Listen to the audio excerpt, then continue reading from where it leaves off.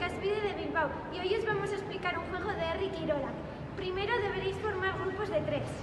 Luego una persona de cada equipo se montará en una rueda y los otros 2 deberán de tirar de una cuerda atada a la rueda en el que el primer aspirante se ha montado. Deberán recorrer 20 metros a la ida y 20 a la vuelta, aproximadamente 40 metros. Y el objetivo del juego es llegar el primero a la meta y pasárselo bien.